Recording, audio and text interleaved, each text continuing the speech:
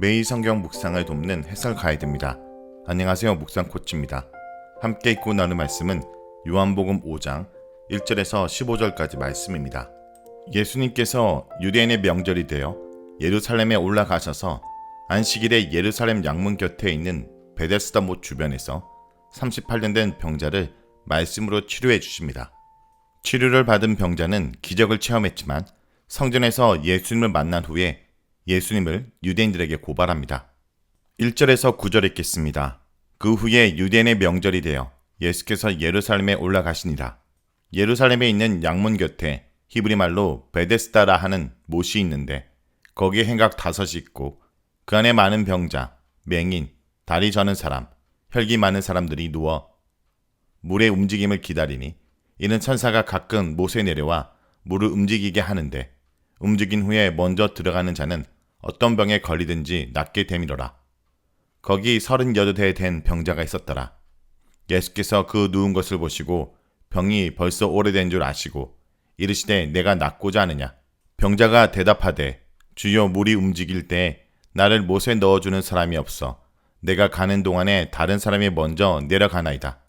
예수께서 이르시되 일어나 내 자리를 들고 걸어가라 하시니 그 사람이 곧 나아서 자리를 들고 걸어가니라. 예수님께서 행하신 표적 사건이 일어난 때는 유대인의 명절이며 장소는 예루살렘 양문 곁에 있는 베데스다 못 주변이었습니다. 유대인의 명절은 6월절, 초막절, 칠칠절, 불임절, 나팔절입니다. 유대인의 명절 가운데 6월절, 초막절, 칠칠절에 모든 유대인들은 1년에 한 번씩 예루살렘 성전에 예배하러 나왔습니다. 하지만 본문의 명절이 어느 명절인지 분명하진 않습니다. 예루살렘 동북쪽에 있었던 것으로 추정되는 양의 문은 양들을 성전에 바치기 전에 깨끗하게 씻기 위하여 사용하였습니다. 양의 문 곁에는 벽이 없이 기둥만 있는 행랑 5채가 있어서 병자들이 그 안에서 비나 이슬을 피해 머물 수 있었습니다. 본문이 구체적 장소를 언급한 것은 역사성을 강조하며 성도들에게 표적 사건의 역사적 신뢰를 받기 위함일 것입니다. 예루살렘 못 주변에 등장하는 인물들은 병자들입니다. 그들은 시각장애인, 다리 저는 사람, 혈기 많은 사람들로 행란 안에 누워 있었습니다. 거기에 있는 38년 된 병자가 소개됩니다. 이 병자는 베데스다 못 옆에서 민간의 속설을 의지하여 그 못에 물이 움직일 때를 기다리고 있었습니다. 38년 된 병자라고 설명한 것은 이 병이 불치의 고질병임을 암시합니다. 예수님은 이 병자의 병이 벌써 오래된 것을 알고 계십니다. 이것은 예수님의 초자연적 능력을 보여줍니다. 이 표적 사건은 가나의 2 표적 사건과 달리 어떤 사람의 요청이 없고 오히려 예수님께서 주도적으로 병자에게 내가 낫고자 하느냐라고 질문으로 시작합니다. 병자는 예수님께 자신의 절망적 상황을 설명하지만 아무런 요청도 하지 않습니다. 이 병자는 베데스다 못 옆에 있지만 아무런 희망이 없습니다. 예수님께서 38년 된 병자의 믿음과 전혀 상관없이 표적을 행하십니다.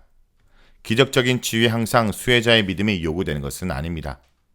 병자가 전혀 예상하지 않았지만 하나님의 은혜가 임한 것입니다. 이 표적 사건은 38년 된 병자에게 내 자리를 들고 걸어가라는 예수님 말씀 한마디로 이루어졌습니다. 이 말씀을 듣고 병자는 곧 나아서 자리를 들고 걸어갑니다.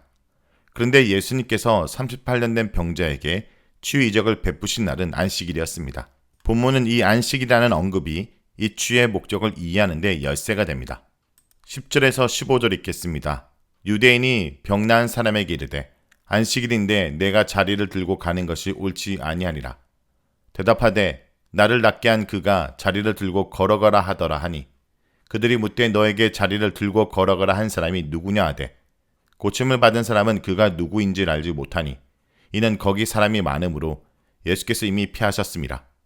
그 후에 예수께서 성전에서 그 사람을 만나 이르시되 보라 내가 나았으니 더 심한 것이 생기지 않게 다시는 죄를 범하지 말라 하시니 그 사람이 유대인에게 가서 자기를 고친 이는 예수라 하니라.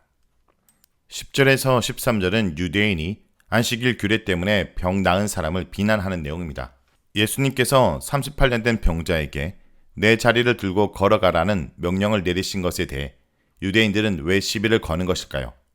이러한 그들의 비난은 안식일 준수 규칙과 관련되어 있습니다. 이 규칙은 구약에 나와 있는 것은 아니라 미시나에 나오는 안식일 시행 세칙을 일컫습니다. 안식일에 물건을 다른 곳으로 옮기는 것은 금지되었습니다. 유대인들은 처음에 자리를 들고 가는 병난 사람을 비난합니다. 병난 사람이 자기를 고쳐준 사람이 말한 대로 자리를 들고 간다고 하자 이제 유대인들은 이런 명령을 한 사람에게 비난의 화살을 돌립니다. 유대인들은 안식일의 의미라든지 그 병자의 회복에는 관심이 없습니다. 오직 안식일 규정을 어긴 사람을 비난하는 것에 관심이 있습니다.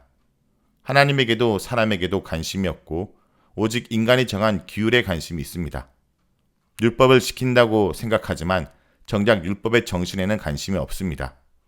율법의 참 정신은 하나님을 사랑하고 사람을 사랑하는 데 있습니다.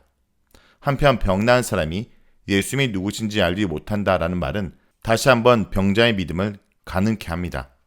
7절에 나오는 주여라는 호칭이 믿음의 고백이 아니라 일반적인 호칭이라는 것이 증명됩니다. 병자는 메시아적 믿음을 가진 예수님께 간청한 것이 아니었습니다. 심지어 그는 예수님이 누구신지도 모를 뿐더러 그에게 적극적인 간청도 하지 않았습니다. 예수님의 전적인 자비로 병자는 치유를 얻게 되었습니다. 병자가 병이 낫고 나서도 예수님의 정체성을 모르는 것으로 봐서 그는 자신의 건강에만 온통 관심이 있었던 것 같습니다. 자신을 낫게 해준 분에 대한 관심이 없습니다. 본문이 전반적으로 병자에 대해 부정적으로 묘사한다는 것을 볼 수 있습니다. 예수님께서 성전에서 38년 된 병자를 다시 만난 것은 또 다른 예수님의 의도를 볼 수 있습니다.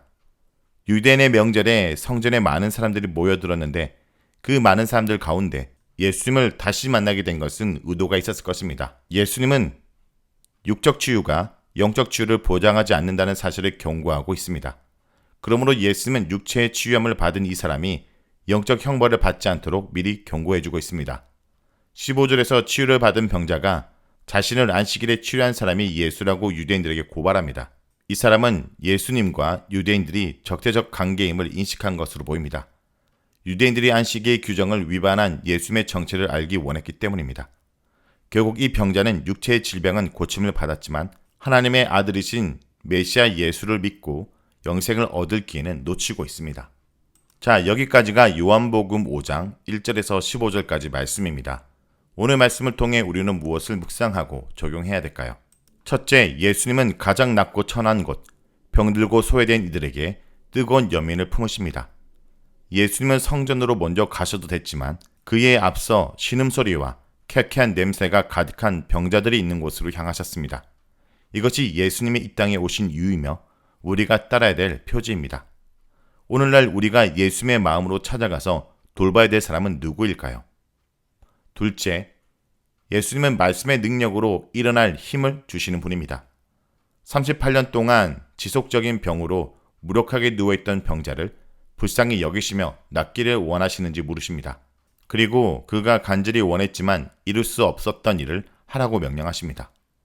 예수님은 우리의 가장 깊고 간절한 소망을 아실 뿐 아니라 그 소망을 이루실 능력이 있는 분입니다. 오늘도 말씀으로 우리를 다시 일으키시는 그분이 예수님임을 기억하고 예수님의 능력으로 살아가는 주의 백성들이 되길 간절히 기도드립니다.